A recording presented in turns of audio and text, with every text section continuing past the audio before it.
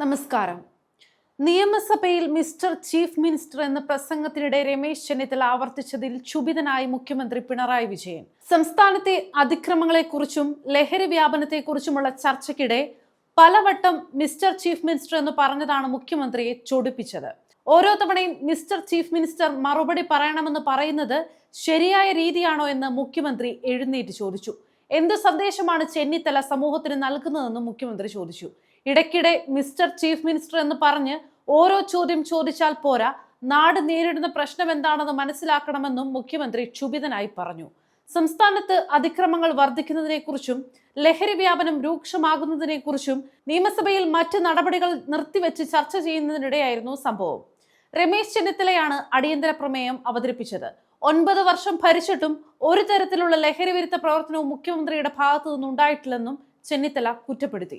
സംസ്ഥാനത്ത് ലഹരി വിരുദ്ധ പ്രവർത്തനങ്ങൾ പരാജയപ്പെട്ടുവെന്നും സർക്കാരാണ് ഉത്തരവാദിയെന്നും ചെന്നിത്തല പറഞ്ഞു. കുട്ടികൾ ലഹരിക്ക് അടിമകളാകുകയാണ്. വെഞ്ഞാറമൂട് കൂട്ടക്കൊലയിലെയും കോഴിക്കോട്ടെ ഷഹബാസിന്റെ കൊലപാതകവും ഞെട്ടിപ്പിക്കുന്നതാണ്. കേരളം ഒരു കൊളംബിയായി മാറുകയാണോ? പണ്ട് പഞ്ചാബിനെ കുറിച്ചാണ് ലഹരിയുടെ കേന്ദ്രമായി പറഞ്ഞിരുന്നത്.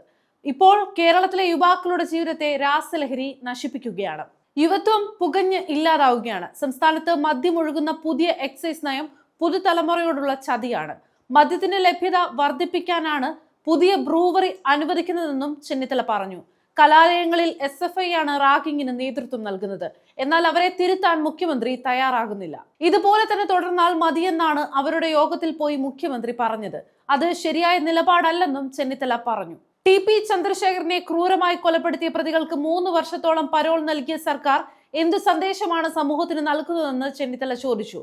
തുടർന്ന് മുഖ്യമന്ത്രിക്ക് ശക്തമായ മറുപടിയുമായി ചെന്നിത്തല രംഗത്തെത്തി. താൻ എന്ത് പ്രസംഗിക്കണമെന്ന് മുഖ്യമന്ത്രി തീരുമാനിക്കേണ്ടെന്ന് അദ്ദേഹം പറഞ്ഞു. തനിക്കതിനുള്ള അവകാശമുണ്ട്. നാട്ടിൽ വർദ്ധിച്ചു വരുന്ന അതിക്രമങ്ങളെക്കുറിച്ച് പറയാൻ മുഖ്യമന്ത്രിയുടെ ചീട്ട് ആവശ്യമില്ല. അത് പറയും.